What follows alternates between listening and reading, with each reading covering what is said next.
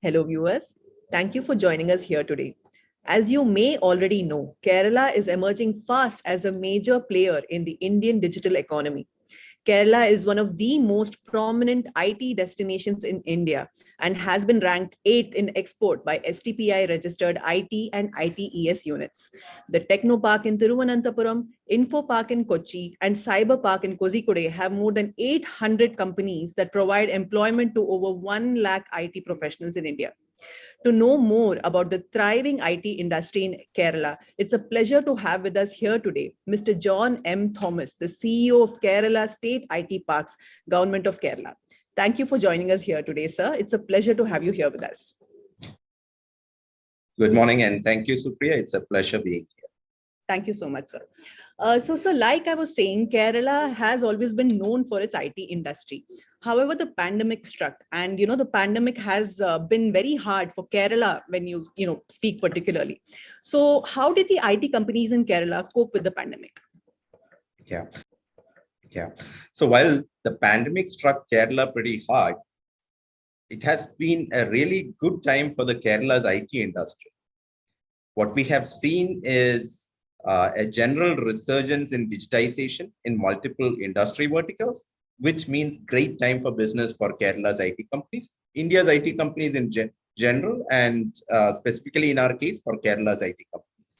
And we have seen tremendous growth in certain sectors like digital transformation and all the industrial revolution for areas like whether it is big data, AI, cybersecurity, the usual suspects, right? And we have seen tremendous levels of innovation, both on services as well as product side IT companies, and that has translated to fairly healthy revenue growth over the COVID period. Thank you, sir. That's actually good to know that there's a positive side, to the pandemic. That's always nice to hear.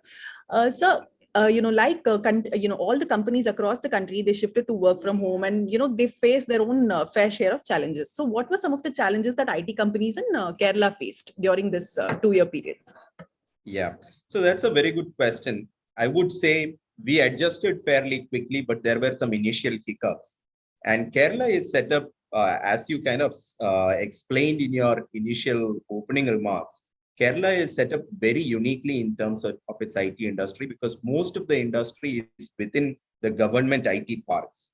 Almost out of the 1.25 lakh IT professionals in Kerala, probably a lakh plus work within the government IT park campuses. And the IT headed by IT department and the IT parks leadership, we help the IT companies overcome some of the logistics around, because most of our IT companies were smaller and they did not necessarily have a business continuity or disaster recovery plan in place. And many of them were kind of surprised by the initial lockdown declarations.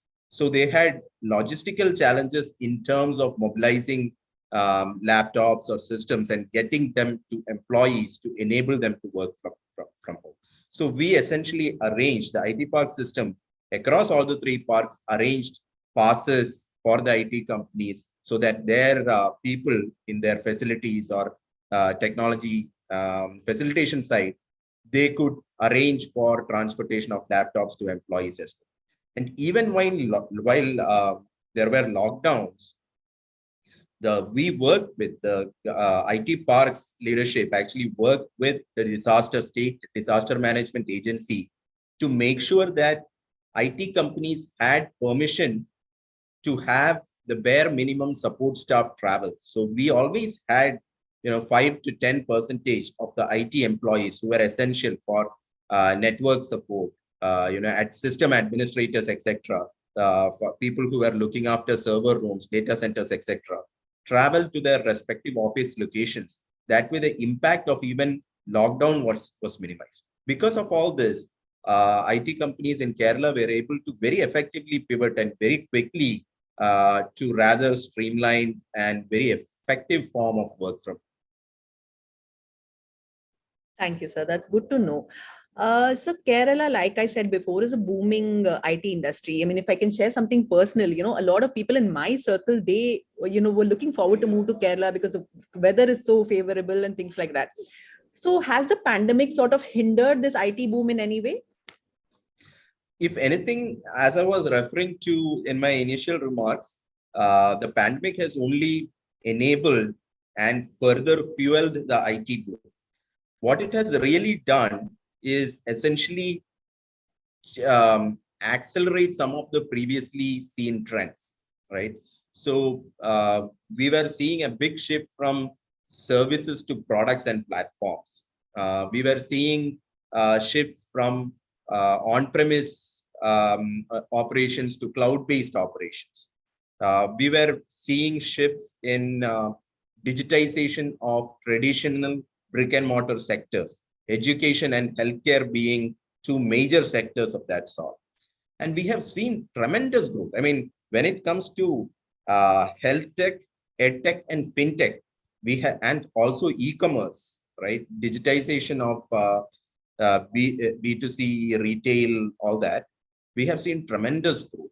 And this we are seeing in both large companies which are providing services, because most of our larger companies are into services sectors. We have some large product companies also.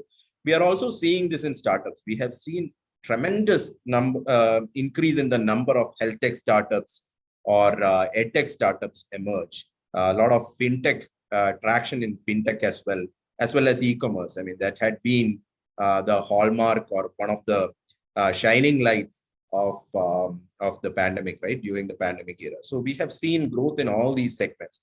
Some of the other sectors may have seen some hit, so the effect has been fairly verticalized. So whoever was working technology or technology product companies working in areas related to tourism or travel, they may have seen some setbacks initially. But now travel sector is also back with all vengeance.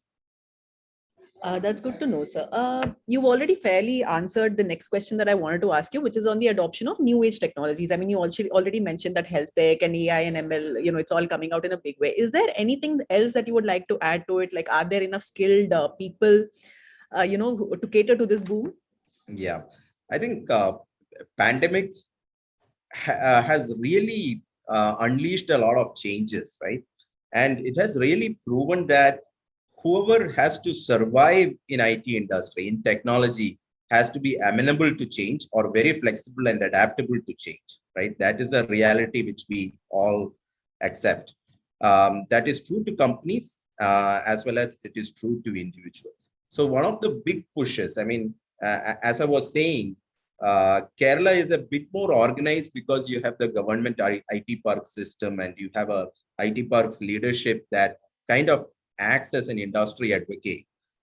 So we had been strongly advocating that people reskill, right? So at the fresher level, people right skill, because we see a gap between what the industry needs. For example, we need a tremendous number of cybersecurity professionals, right? But nobody really teaches cybersecurity at undergraduate level in technical institutions. Nobody talks about, say, controls or how to do an audit or whatever, right? It is not just in engineering, but in other disciplines as well, even chartered accountants or whatever.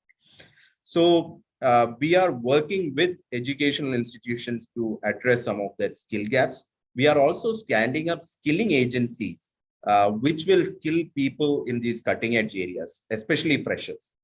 We have also been kind of with our mid-career as well as somewhat bit more experienced workforce that they should reskill in these areas. So Kerala government itself has some skilling agencies. We also have skilling agencies that we have stood up in a PPP model in collaboration with some of the larger technology companies. All of them are chartering some of these courses in areas like, for example, Kerala was first to launch a blockchain academy, right? We have Kerala Digital University, which offers only master's program in digital sciences, is offering courses in cybersecurity, big data, AI, all the cloud data platforms, whether it is AWS, Google, Azure, whatever it may be. Also, some of the more cloud-specific applications like Workday or Salesforce, things of that nature. So we are doing a lot of platform-specific, technology-specific training in these cutting-edge areas. So that is how we hope to take advantage of the technologies of futures. And because technology, IT industry in general is a very people-driven industry. The industry will go where the skill sets are, and we want to make sure the availability of right skill set is not a challenge for IT companies to come and flourish in care. Thank you for those unique insights, sir. It explained a lot about why Kerala's literacy rate is also so high. So the world is now resuming normalcy, sir. So how is Kerala State IT Parks dealing with it? Are you offering a hybrid model, or is work from home still there? How is it playing out in Kerala? Yeah, so that is really the prerogative of the companies. We don't mandate how our companies that are resident in the IT parks should conduct their business. So we are very much here to support hybrid model.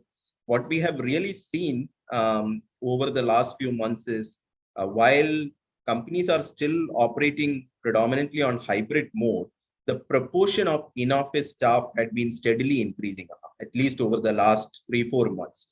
So during most of the COVID period, it used to be between 5 and 10% in office, and the lion majority working remotely from their homes. Now we are seeing that percentage is coming up to around 30, 40, maybe even 50% in some companies.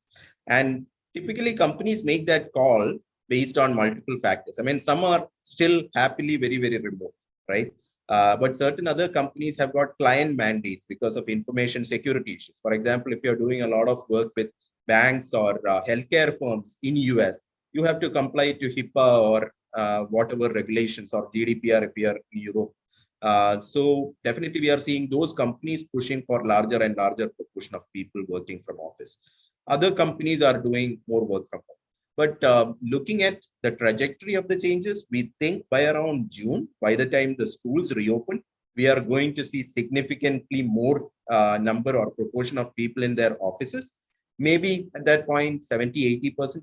But really, hybrid is here to stay, and work from home has become more acceptable. And we have proven that as a fairly efficient workable model. And I hope it will bring some fringe effects, right? For example, women who may not be able to come back to workforce after childbirth, or because they have smaller children, or even fathers for that reason. I mean, it is joint parenting that we are advocating for, right? So people like that, or somebody who has to take care of an elderly parent or disabled, some of those people may be able to take advantage of that. So we want to promote and facilitate hybrid. At the same time, we think the trajectory is working more towards more and more people working from offices. Yeah, thank you, sir. It's really encouraging to listen that the world is resuming normalcy while also adopting new elements of the new normal. So I thank you so much for everything that you had to say, sir. I'm sure our viewers will truly appreciate it. Is there any final comment that you would like to add, which I may have left out? Yeah, so whether you are an IT company, I mean, you are probably listening. Anybody who is listening to the conversation is listening because they are somehow related to IT or technology in general. So the IT parks in Kerala house both electronics manufacturing as well as technology development. We have a very thriving startup ecosystem. So whether you are a startup or a large company or an IT professional, you are welcome to IT Parks, explore Kerala IT Parks, explore what it has to offer. We want it to be a very cosmopolitan environment. We want it to be a virtual melting pot for all of the country. We want all talented IT professionals to come and work here. And we want marquee IT brands to come and work here as well. So welcome to all. Thank you for listening. So thank you so much, sir. It was thoroughly, it was truly a pleasure talking to you. I'm sure our audience will truly appreciate everything that you had to say. And we really appreciate you taking time out to talk to us. We understand how busy you are. Thank you so much. Thank you, Supriya. Appreciate your time. Thank you.